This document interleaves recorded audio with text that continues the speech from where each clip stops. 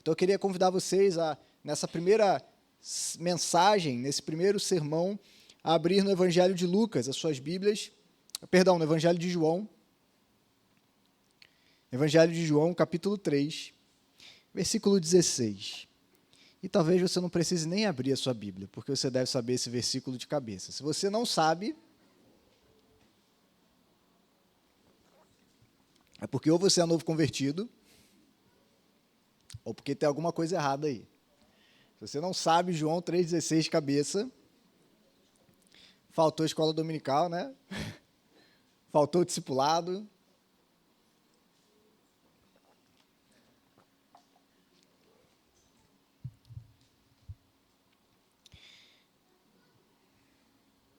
E essas mensagens, elas serão um pouco mais temáticas, algumas um pouco mais expositivas, diferente de como é o comum. Nós fazemos aqui sermões expositivos, geralmente em textos, livros completos da Bíblia. Durante esse mês, essas mensagens elas terão um teor um pouco mais temático aí, em celebração aos 8 anos de vida da nossa igreja. Então, João 3,16, passagem bem conhecida, nos diz assim: porque Deus amou o mundo de tal maneira que deu o seu Filho unigênito para que todo o que nele crê não pereça, mas tenha a vida eterna. Eu vou ler mais uma vez, como é apenas um versículo: porque Deus amou o mundo de tal maneira que deu o seu Filho unigênito para que todo o que nele crê não pereça, mas tenha a vida eterna.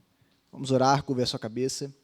Senhor Deus, pedimos a tua direção em nossas vidas, pedimos que o Senhor nos guie, e pedimos que o Senhor, ao longo dessa série de mensagens que teremos nesse mês de maio, em celebração aos 8 anos de vida da CBI, possamos, Deus, ser confrontados pela Tua Palavra, pelo Teu Espírito, sermos desafiados, possamos, Deus, sermos sacudidos pelo Teu Espírito, sairmos, Deus, talvez, de zonas de conforto que possamos ter entrado e, de fato, nos dispormos a cumprirmos a Tua missão como igreja. Que o Senhor fale aos nossos corações, que o Senhor nos ajude a cada vez mais irmos em direção àquilo que o Senhor tem para nós e que possamos, ó Deus, ser transformados pela Tua Palavra, avivados pela Tua Palavra, que possamos, Deus, receber, Deus, do alto o poder para cumprirmos a missão que o Senhor nos tem dado. É a nossa oração em nome de Jesus. Amém e amém. Eu preciso pedir perdão aos irmãos, que vocês devem ter percebido que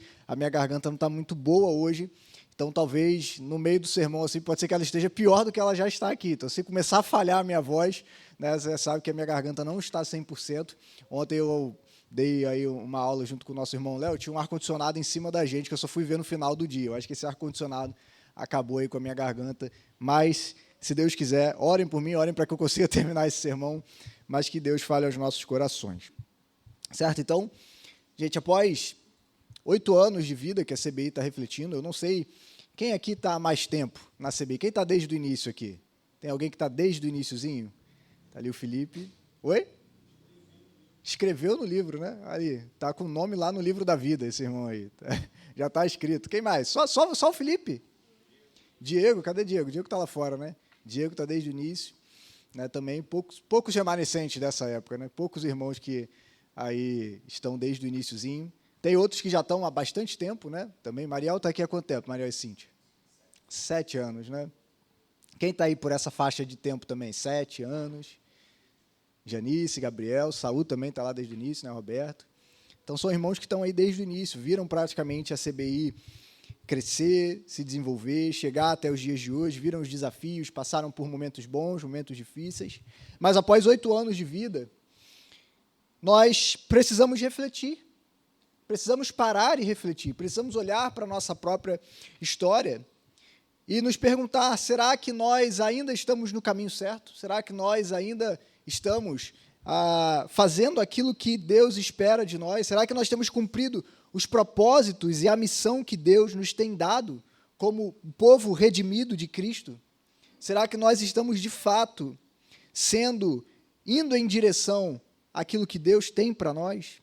E é por isso que, nesse mês, nós queremos refletir sobre esse tema da igreja e a missão de Deus, a fim de sermos confrontados, sermos desafiados e também termos a nossa visão da missão de Deus revigorada nos ajudando a recalibrar a rota, nos ajudando a recalibrar o nosso coração, nos ajudando a recalibrar a direção para onde nós estamos indo como igreja. Então, os nossos propósitos com essa série de mensagens é que a gente possa olhar para a nossa experiência, possa olhar para a nossa igreja, possa olhar para a palavra de Deus e compreender, estamos no caminho certo, o que precisamos mudar, o que precisamos ser, talvez, reanimados, o que talvez possa ter ficado para trás, sermos desafiados pela palavra de Deus, para que daqui a 8, daqui a 16, daqui a 50, daqui a 100 anos, nós possamos ter a certeza que estamos fazendo aquilo que Deus espera de nós.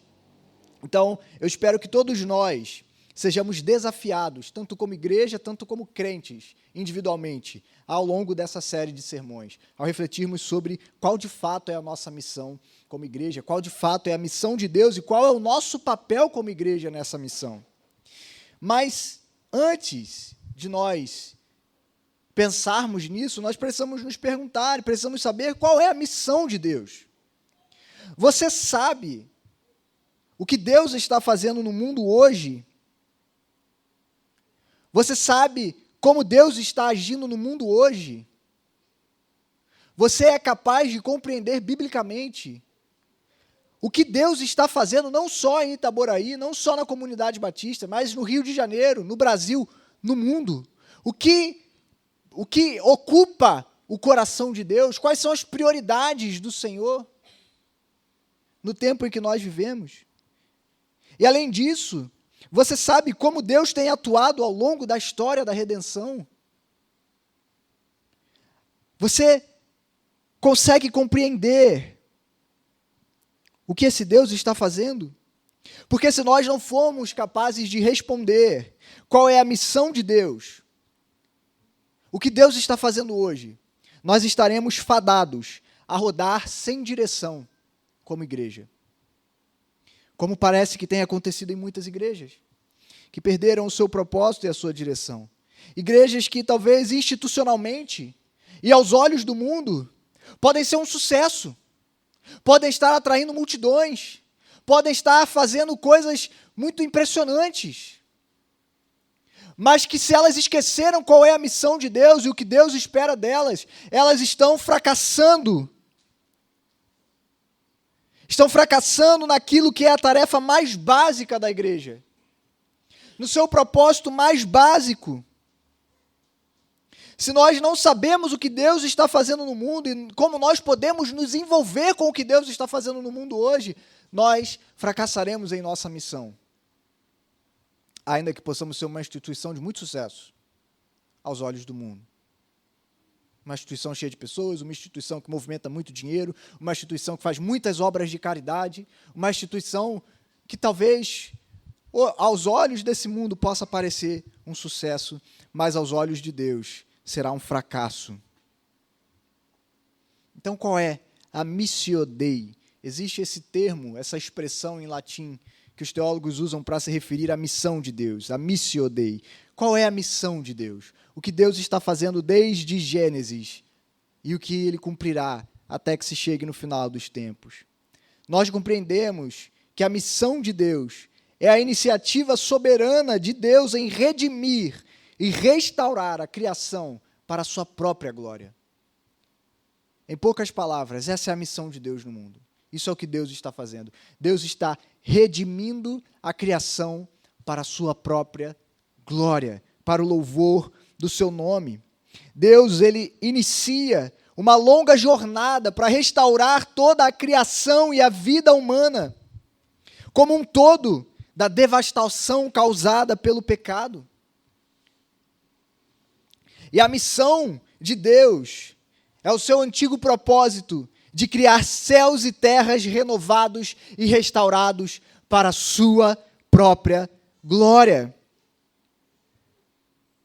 E isso, meus irmãos, nos mostra que o Deus ao qual nós servimos é um Deus que é missionário por natureza. É um Deus que está em missão por natureza. É um Deus de que, desde que o homem caiu no jardim, é um Deus que vai ao encontro daquele que está perdido. É um Deus que busca restaurar a sua criação. É um Deus que vai atrás daquele que se perdeu, que vai atrás daquilo que está quebrado e propõe salvação, redenção pela sua graça e para a glória do seu nome. É isso que nós vemos Deus fazendo desde Gênesis capítulo 3. Passando por toda a história de Israel no Antigo Testamento. Vemos o seu ápice na pessoa de Cristo Jesus. E é essa missão que nós vivemos como igreja hoje. Deus está restaurando a criação para a sua glória. O nosso Deus é um Deus missionário. O nosso Deus é um Deus que busca aquele que está perdido com o objetivo de criar um povo que reflita os seus propósitos nesse mundo caído, visando abençoar todas as nações. O povo de Deus é escolhido por Ele em favor do mundo. O Senhor incumbe essas pessoas que fazem parte do seu povo de viver para a sua glória e de participar da sua obra redentora. Deus age em favor do seu povo e por meio do seu povo, a fim de restaurar a criação e de trazer bênçãos à sua boa criação e às pessoas de todas as nações. Como igreja, meus irmãos, nós somos chamados a entender isso. Como igreja, nós somos chamados a sermos agentes e instrumentos da redenção no mundo. Em favor do mundo, nós somos escolhidos para convidar outros a fazerem parte da bênção da aliança de Deus. Essa é a nossa parte na missão do Senhor. É isso que Deus está fazendo no mundo hoje. Deus está trazendo para si um povo. Ele está recriando um povo por meio de Jesus e do seu Espírito. Um povo que irá proclamar as boas novas da redenção em Cristo Jesus para todos os povos. Essa é a missão que Deus está fazendo no mundo hoje, meus irmãos. E eu te pergunto, você está disposto a participar dessa missão? Você está disposto a se submeter àquilo que Deus está fazendo no mundo hoje, abrir mão dos seus planos, dos seus propósitos para fazer parte de um propósito muito maior, de uma obra muito maior, de uma missão muito maior? Porque é isso que Deus nos chama como igreja a fazer. Deus nos chama para participar daquilo que Ele está fazendo no mundo hoje. Mas, quando nós olhamos para a Escritura, nós vemos que a missão de Deus e, consequentemente, o papel da igreja nessa missão não é algo novo. É anterior até mesmo à fundação da igreja em Pentecoste. É anterior à própria vinda de Cristo. Desde o início, nós cremos num Deus que está em missão. Desde o início, Deus está redimindo um povo para proclamar as bênçãos que Ele tem para a humanidade. Deus faz isso em Israel. Deus faz isso quando Ele chama Abraão. E a igreja, ela dá continuidade à missão de Israel, não como uma coisa nova, mas como uma espécie de Israel restaurado por meio de Cristo. A igreja, ela se envolve na missão de Deus, ao dar continuidade àquela que anteriormente foi a missão de Israel para com as nações. E nós compreendemos isso especialmente a partir de 2 textos chaves no Antigo Testamento, para compreender qual é a missão de Deus e a missão de Israel. O primeiro deles é Gênesis 12, dos versos 1 ao 3, onde nós vemos o chamado de Abraão, onde nós lemos: o Senhor disse a Abraão, saia da sua terra, da sua parentela e da casa do seu pai, e vá para a terra que eu lhe mostrarei. Farei de você uma grande nação e o abençoarei, e engrandecerei o seu nome, seja uma bênção.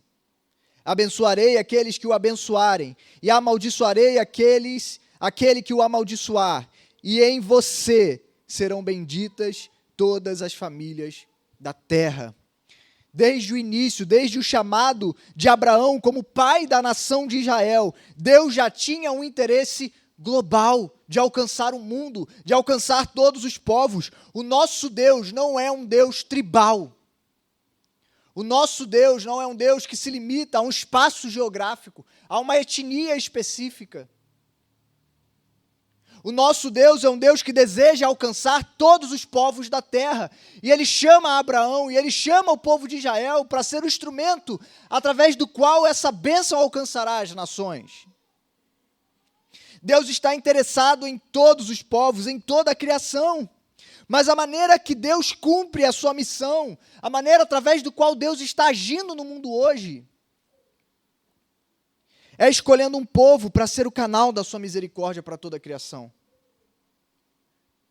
É com esse objetivo de que as bênçãos da redenção que Ele derramou sobre Israel, sobre Abraão, sobre Isaque, sobre Jacó, posteriormente sobre o povo redimido do Egito, tudo isso é para que essas mesmas bênçãos redentivas derramadas sobre Israel pudessem fluir deles para as nações ao redor. Quando Deus chama Abraão, Ele já o chama com o objetivo de que a descendência de Abraão alcançasse as nações ao seu redor. Isso fica claro no momento em que Deus estabelece essa aliança com Abraão. Um outro texto importante para nós se encontra em Êxodo 19, versos 3 a 6, onde nos diz que Moisés subiu para encontrar-se com Deus, e do monte o Senhor o chamou, e lhe disse: assim você falará à casa de Jacó, e anunciará aos filhos de Israel: vocês viram o que fiz aos egípcios, e como levei vocês sobre asas de águia, e os trouxe para perto de mim. Agora, pois, se ouvirem atentamente a minha voz e guardarem a minha aliança, vocês serão a minha propriedade particular dentre todos os povos, porque toda a terra é minha. E vocês serão para mim um reino de sacerdotes e uma nação santa. São estas as palavras que você falará aos filhos de Israel. E o objetivo de Deus para com a nação de Israel é que eles fossem uma nação cuja vida coletiva fosse uma vitrine para os outros povos. Que ao serem chamados para serem separados dentre todos os povos da terra, para serem uma propriedade exclusiva de Deus, Israel deveria viver de modo diferente das nações ao seu redor, de modo que ele se tornaria uma vitrine, um retrato daquilo que viria a demonstrar para todos o que significa viver conforme o plano de Deus e debaixo da sua orientação. E o próprio Deus viveria no meio do seu povo e o capacitaria a cumprir essa missão. Teria um relacionamento especial com esse povo, para que o povo de Israel, submetendo-se à lei de Deus, vivendo de acordo com os padrões de Deus, pudesse espelhar para as outras nações o que é uma vida bem-aventurada, o que é viver de acordo com os propósitos de Deus, como viver de acordo com o que Deus espera da sua criação. Nos traz prosperidade. E aqui eu não digo apenas prosperidade financeira, mas prosperidade relacional, prosperidade no sentido cultural, no sentido econômico, que abrange toda uma nação. Nós vemos várias passagens onde o Senhor fala: se vocês cumprirem o que eu digo para vocês, o que eu estou ordenando, não haverá pobres em Israel. Vocês serão uma nação justa, uma nação onde haverá igualdade, equidade, uma nação onde os mais pobres, os mais vulneráveis serão cuidados por aqueles que mais têm. Se vocês cumprirem os meus estatutos, vocês terão leis justas. Se vocês cumprirem os meus estatutos, vocês serão uma nação forte, uma nação próspera. Nós vemos o ápice disso. O mais perto que Israel chegou de cumprir essa missão foi no reino de Salomão. Quando nós vemos povos estrangeiros, o exemplo mais clássico que nós temos é da rainha de Sabá, que vai até Israel e fica maravilhada com o que vê, com a sabedoria de Salomão, com a prosperidade do reino, como tudo estava organizado na nação de Israel. Foi mais perto que Israel chegou de cumprir esse propósito. Mas ainda assim ele não o cumpre perfeitamente. Israel deveria ser uma comunidade de contraste em meio às nações pagãs. vivendo de uma forma diferente dos povos ao seu redor e mostrando a sabedoria de Deus aos seus vizinhos. E vivendo dessa forma, o povo de Israel brilharia como uma luz para as nações, para aqueles que estariam em trevas. Eles deveriam mediar as bênçãos salvíficas de Deus para as outras nações. Mas, infelizmente, o povo de Israel falha em cumprir esse propósito, falha em cumprir o seu papel na missão de Deus. E ao invés de serem um povo distinto, basta você ler a história do Antigo Testamento, Israel começa a imitar as nações ao seu redor. Israel começa a adorar os deuses das nações ao seu redor. Israel começa a ter as mesmas práticas das nações ao seu redor. E o que nós vemos é um povo que se distancia da aliança que havia sido estabelecida com Deus. Eles passam a ter um modo ímpio de viver. Passam a ser moldados pelos deuses pagãos e pelos seus costumes, ao ponto de sacrificarem os seus próprios filhos e cometerem atrocidades.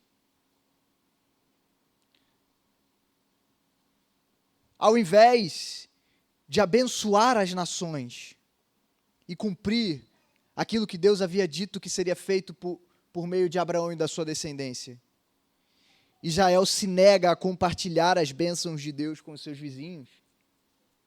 Nós vimos, na semana passada, finalizamos a exposição de Jonas. A história de Jonas é a história de Israel,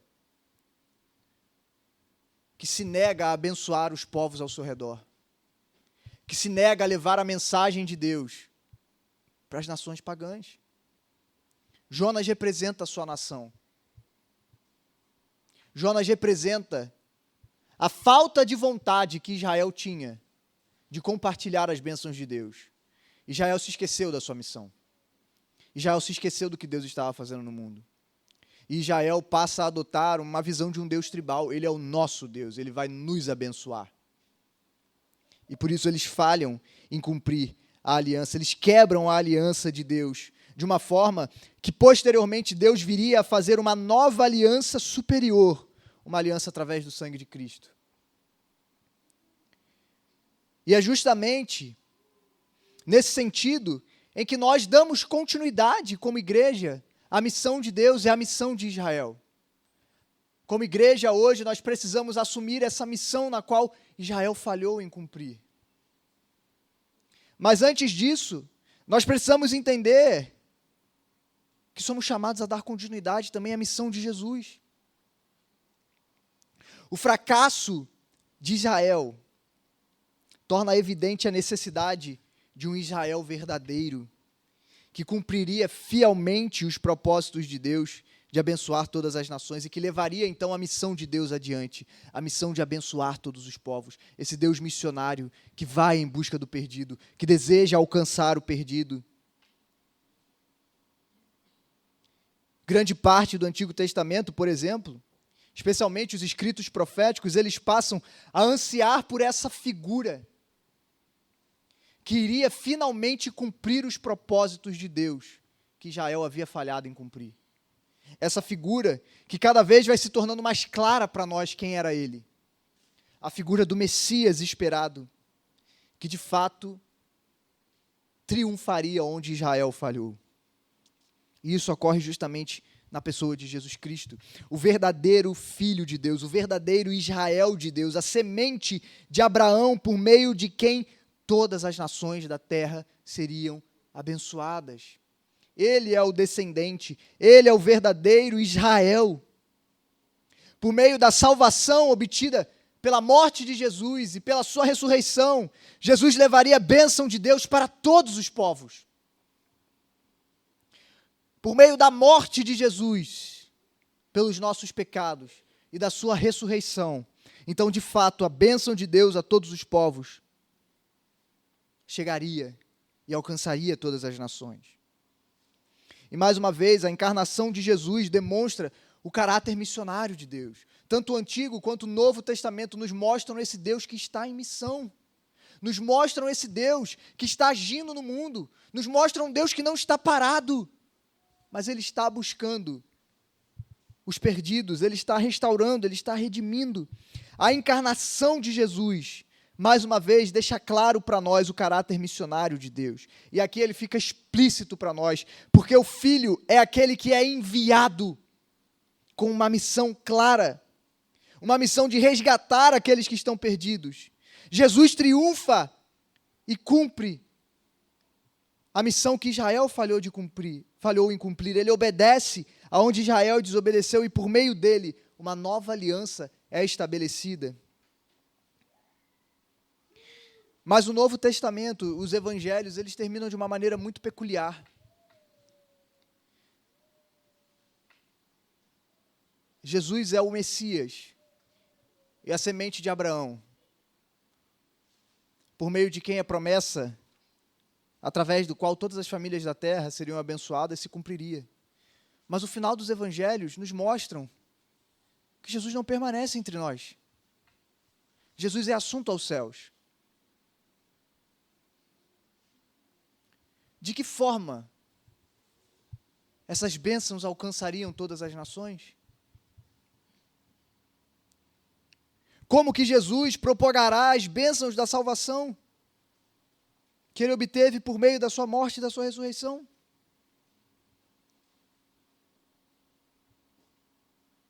Ele faz isso através de criar um povo para si, um novo Israel, uma comunidade formada por pessoas que experimentaram essa salvação e agora são incorporadas à missão de Deus, de propagar essas boas novas, de levar a missão de Deus adiante. A igreja, ela é chamada para dar continuidade à missão de Jesus. No Evangelho de João, nós vemos Jesus dizendo aos seus discípulos: assim como o Pai me enviou, eu também envio vocês. Assim como Cristo foi enviado com o propósito de trazer redenção a esse mundo, e Ele cumpre esse propósito, e Ele garante a salvação de todos aqueles que creem em sua morte e em sua ressurreição, como nós lemos em João capítulo 3, verso 16. Todo aquele que nele crê não perece, mas tem a vida eterna. E Ele garante isso para nós. Ele conquista a salvação para nós.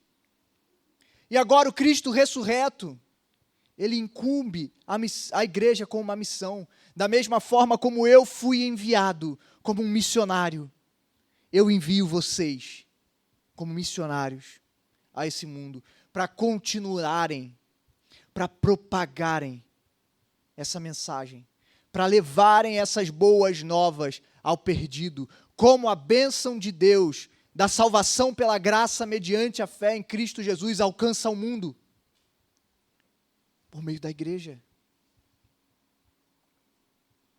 por meio do povo que Jesus redimiu ao redor de si mesmo, separado para proclamar essa mensagem. Nós vemos isso também no texto da grande comissão, em Mateus 28, quando Jesus diz: toda autoridade me foi dada no céu e na terra, portanto vão e façam discípulos de todas as nações, batizando-os em nome do Pai, do Filho e do Espírito Santo, ensinando-os a guardar todas as coisas que tenho ordenado a vocês, e eis que estou com vocês todos os dias até o fim dos tempos. Jesus, ele reúne um povo, e ele encarrega esse povo para serem participantes da sua missão de levar as bênçãos de Deus para todas as nações. E assim, meus irmãos, surge a igreja, incumbida de levar a missão de Deus adiante. Assim como Israel, a igreja também deve ser uma comunidade de contraste, vivendo para a glória de Deus. Mas diferente de Israel, que deveria atrair as nações até si, para que elas olhassem e compreendessem, agora a igreja é enviada para o meio das nações. Ela deve viver como um povo de contraste, uma nova comunidade, remida pelo sangue do Cordeiro, cheia da presença do Espírito Santo, mas ela também deve ir e alcançar as nações, alcançar os distantes, alcançar aqueles que estão longe. E é por isso que nós olhamos para o livro de Atos e vemos que os primeiros discípulos, os apóstolos, entenderam que eles iriam cumprir a grande comissão, plantando igrejas ao redor do mundo. Como que os discípulos entenderam que eles iriam cumprir o chamado e a grande comissão de Jesus? Anunciando o Evangelho. E aonde pessoas abraçassem essa fé, ali seria instituída uma igreja, um povo chamado pelo nome de Jesus, que a partir desse povo as boas novas seriam proclamadas. É o que nós vemos no livro de Atos, especialmente no ministério do apóstolo Paulo. Paulo vai de nação até nação, pregando o Evangelho, plantando igrejas, discipulando pessoas, instituindo liderança que fosse sábia, capaz de guiar, de ensinar, de instruir, de evangelizar. E aquela igreja plantada deveria ser capaz de, então, continuar propagando as bênçãos de Cristo ao local onde ela está. E mais além. E elas fariam isso como? Plantando novas igrejas, fazendo novos discípulos, batizando pessoas, e é dessa forma que a bênção de Deus a todas as nações se expandiria. E hoje, meus irmãos, somos nós que estamos dando continuidade a essa obra apostólica. E é assim que nós somos chamados a participarmos da missão de Deus. O que Deus está fazendo no mundo hoje? Deus está reunindo um povo, por meio de Cristo, que proclamará as boas novas a todas as nações. É isso que Deus está fazendo no mundo hoje. Essa é a prioridade de Deus no mundo hoje. Reunir para si um povo redimido, um povo que tenha fé no seu Filho, um povo que foi transformado, um povo que foi regenerado e um povo que agora é chamado para ir e fazer essa missão avançar, pregando as boas novas de salvação de Jesus. E isso é o que Deus está fazendo no mundo hoje, meu irmão. Isso não é incrível? Isso não é incrível? A igreja hoje é onde o Espírito Santo está atuando.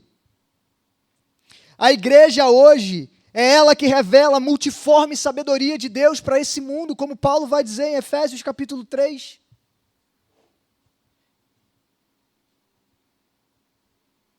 A igreja é o agente de Deus na terra. A missão de Deus no mundo hoje está sendo cumprida através do seu povo. Deus escolheu o seu povo redimido para fazer a sua missão avançar. Nós somos os pés e as mãos do Senhor, por assim dizer. Somos aqueles que vão levar adiante a missão de Deus. Meus irmãos, vocês entendem o privilégio que isso é? Deus nos envolve na sua missão. Deus nos chama para fazer parte daquilo que Ele está fazendo no mundo hoje. Algo grandioso. Deus está agindo na igreja e através da igreja.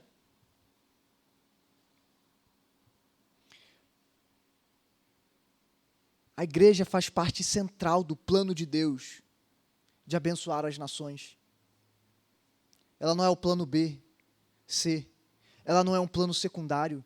Ela é o plano central de Deus, para que através dela os povos sejam evangelizados e alcançados pela salvação e pela redenção em Cristo Jesus.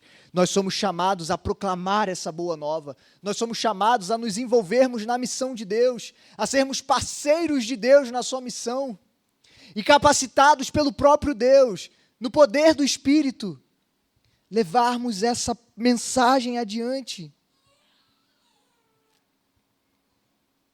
É sendo igreja que nós participamos do que Deus está fazendo no mundo hoje. Essa é a missão de Deus. Deus, nesse momento, está salvando pessoas, está construindo um povo que será o seu instrumento de fazer avançar a sua missão, de proclamar essa salvação.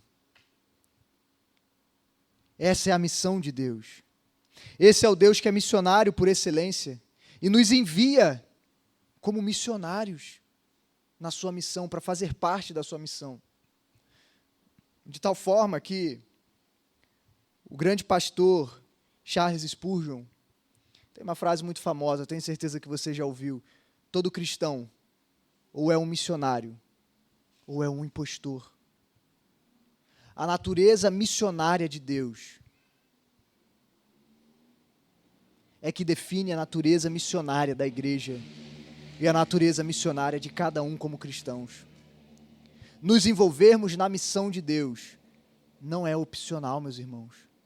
É um chamado que faz parte da natureza de sermos igreja. Ser igreja significa ser um povo que está em missão. Qual missão? A missão de Deus. Aquilo que Deus está fazendo no mundo hoje.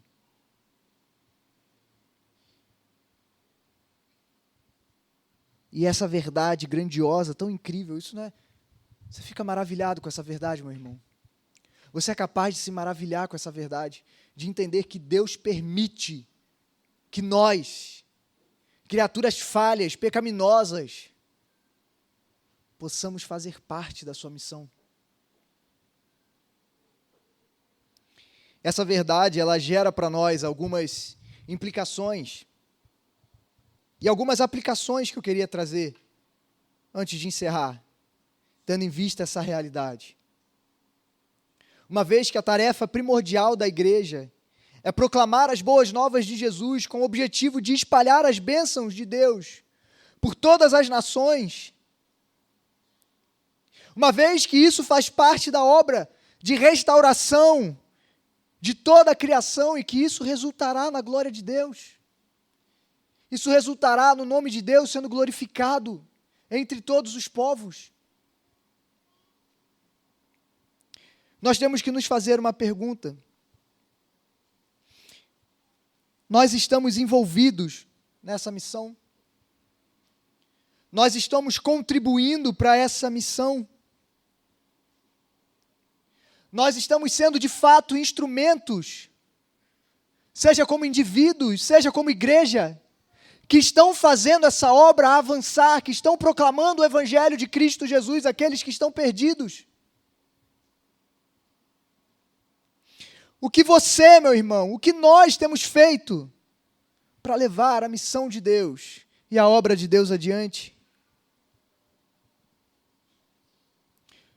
E uma vez que tudo isso é feito para a glória de Deus, o objetivo de tudo isso é que Deus seja glorificado, porque Deus está restaurando a criação, porque Deus está fazendo nova todas as coisas, porque Deus nos deu salvação por meio de Cristo Jesus, para que o seu nome seja glorificado. O objetivo da redenção e da missão é que o nome de Deus seja glorificado em todo o mundo. John Piper, em um excelente livro, recomendo a você a leitura desse livro, chamado Alegrem-se os Povos. Ele diz algo muito interessante. A glória de Deus é o combustível para missões. Enquanto o nosso coração não for tomado pela glória de Deus, pelo desejo de ver o nome de Deus sendo glorificado, enquanto o nosso coração não for cheio do desejo de ver pessoas adorando ao Senhor e se rendendo a esse Deus grandioso, nós não faremos missões. Nós não nos envolveremos com a missão de Deus. Enquanto glorificar a Deus não for o objetivo central da nossa vida, nós não nos envolveremos com a missão de Deus. A missão de Deus será um fardo para nós, será um peso para nós, será algo que atrapalha os nossos planos, será algo que atrapalha os nossos próprios propósitos egoístas e individualistas. Enquanto o nosso coração não arder pela glória de Deus, nós não seremos levados a fazer missão, nós não seremos levados a nos envolver com o que Deus está fazendo no mundo hoje. E por isso eu te pergunto, meu irmão, a você e a nós como igreja, seu coração tem ardido pelo desejo de ver Deus sendo glorificado no mundo todo?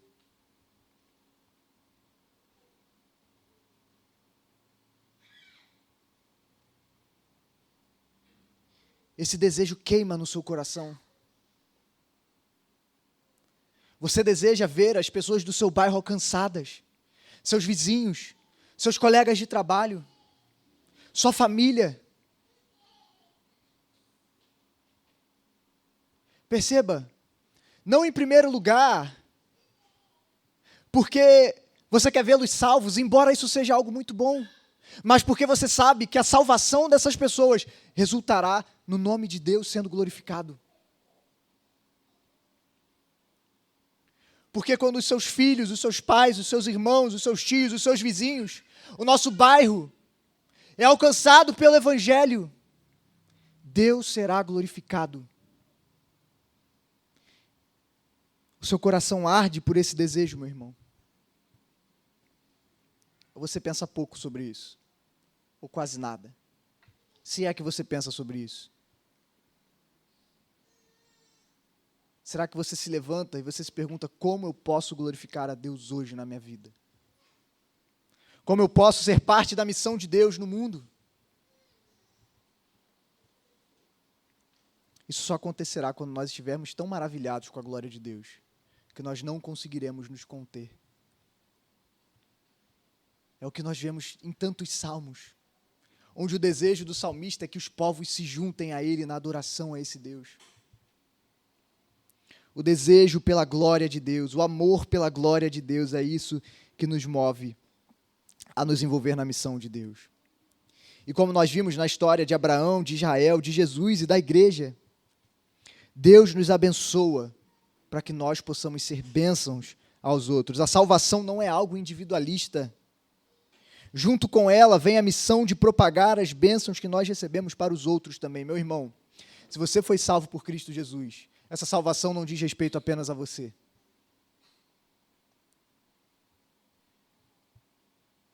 Você é chamado a compartilhar o que Deus tem feito na sua vida e através de você. A salvação não é apenas para que a gente se sente confortável nas nossas igrejas e diga, minha passagem para o céu está carimbada. Não. Não, meus irmãos. A salvação traz responsabilidade para nós também. A responsabilidade e o privilégio que é nos envolvermos com a missão de Deus, de propagar essa mesma salvação que nos alcançou, àqueles que estão perdidos.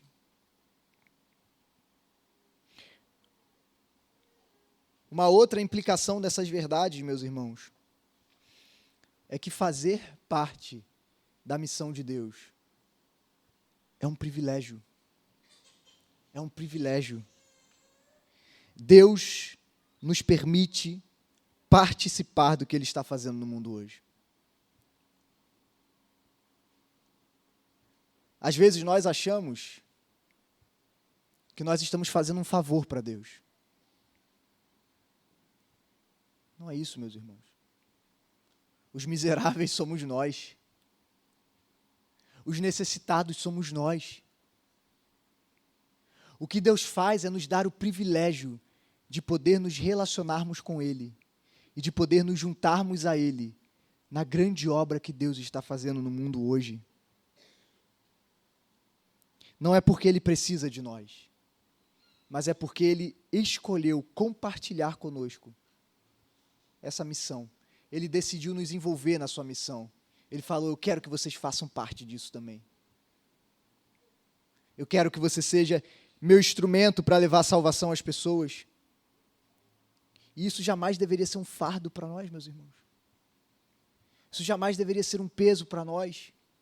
Deveria ser uma alegria. Compartilhar essas boas novas é o que nós vemos nos primeiros discípulos. Quando eles estão compartilhando o Evangelho, eles estão sendo perseguidos por causa desse Evangelho. E enquanto eles estão sendo perseguidos, a igreja está orando. E você sabe pelo que a igreja está orando? Para que Deus dê ainda mais coragem, para que eles continuem pregando.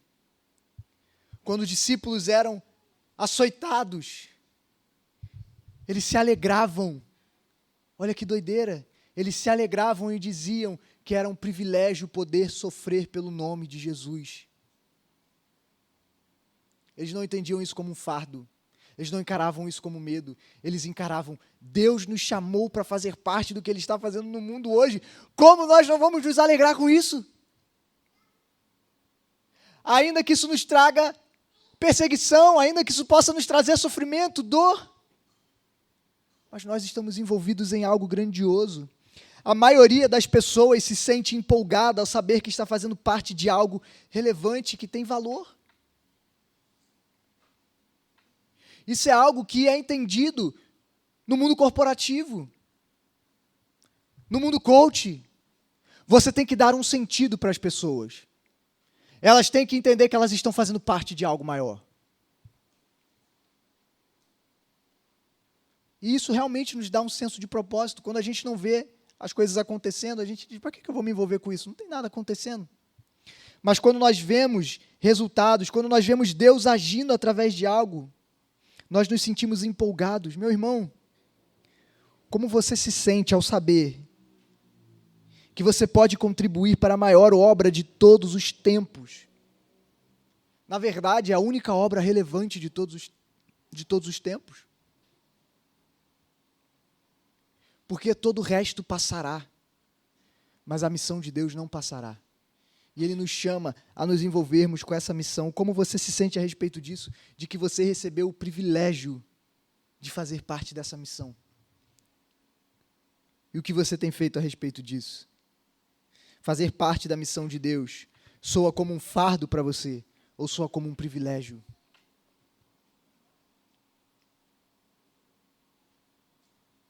Mas algo que essas realidades também nos trazem implicações é que a missão de Deus, ela não envolve apenas a igreja local. Ela envolve a igreja global. Nós não podemos olhar apenas para a nossa igreja, para aquilo que mas nós precisamos olhar para aquilo que Deus está fazendo no mundo. Devemos nos preocupar em evangelizar os nossos vizinhos, mas não podemos nos esquecer de alcançar as nações. O caráter da igreja precisa refletir o caráter missionário de Deus. Nós devemos nos envolver, nos comprometer com o evangelismo pessoal, sim.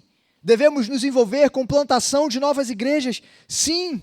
Devemos nos envolver com o envio de missionários ao redor do mundo, sim, meu irmão, essa é a tarefa da igreja. E se nós não estamos cumprindo isso, nós estamos pecando. Nós precisamos nos envolver com a obra que Deus está fazendo em Itaboraí, através de nós, sim, mas precisamos nos envolver com a obra que Deus está fazendo ao redor do mundo. E como nós fazemos isso? Diversas maneiras. Nós podemos fazer isso de diversas maneiras. Você pode ir. Você pode ser um missionário, um plantador. Você pode investir em algum missionário, em algum projeto missionário, em alguma plantação. Você pode orar. Qual foi a última vez, meu irmão, que você orou pelo avanço da obra de Deus no mundo? Qual foi a última vez que você orou pela igreja perseguida?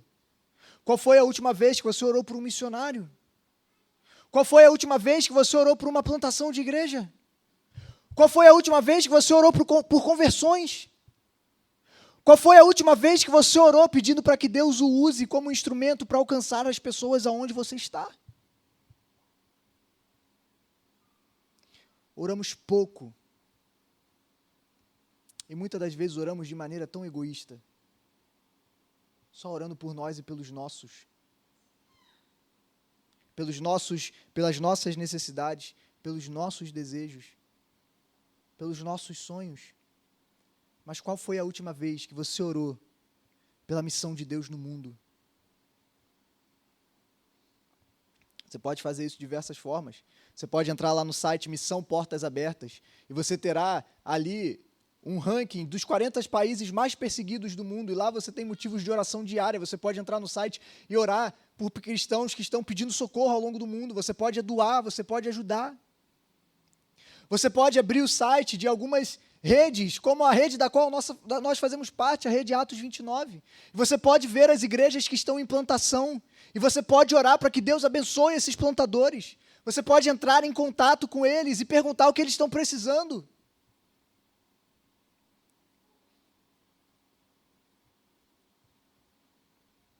Há muitos meios, mas nós temos disposição.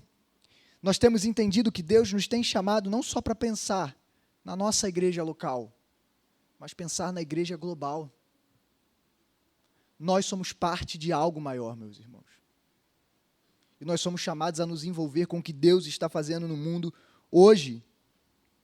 O que Deus está fazendo em nós e através de nós. E como nós podemos ser usados dentro da nossa realidade, obviamente, dentro dos nossos recursos, dentro da nossa força.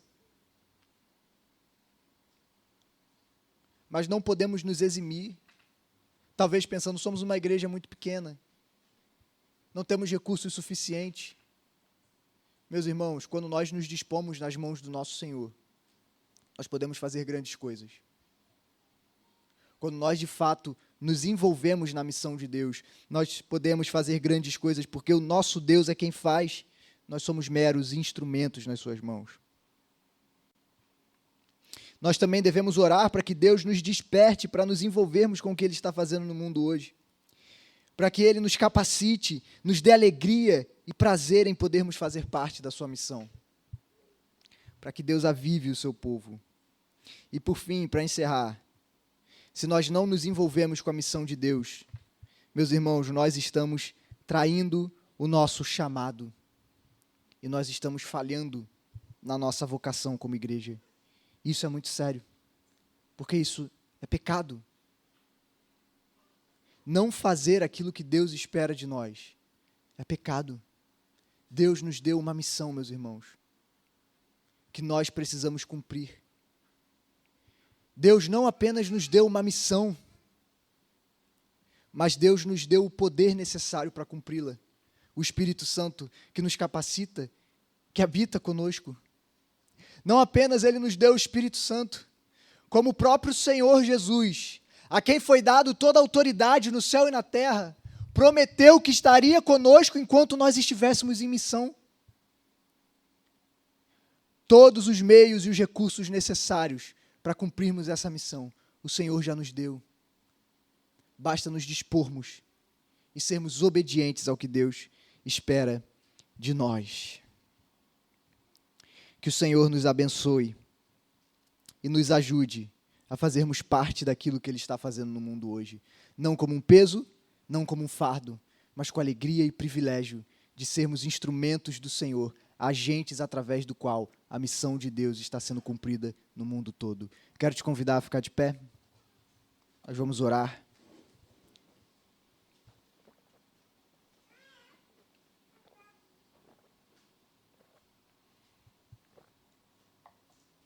Eu quero chamar o Ministério de Louvor aqui também, que nós vamos cantar uma canção após a oração.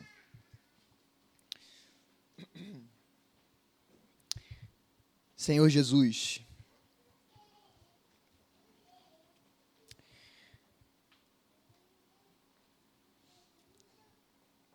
o Senhor veio ao nosso encontro para nos resgatar. O Senhor nos deu vida pelo seu sangue, nos trouxe perdão, reconciliação e comunhão com Deus. O Senhor nos deu esperança e um sentido de vida. O Senhor nos deu bênçãos incontáveis.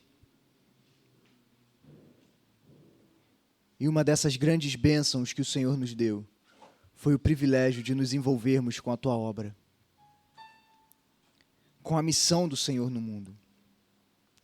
Senhor, não nos deixe sermos negligentes em nos envolvermos com essa missão. Desperta-nos como teu povo, Senhor. Faz-nos estarmos tão impactados pela sua glória, tão desejosos de vermos a sua glória, que não sejamos capazes de nos conter,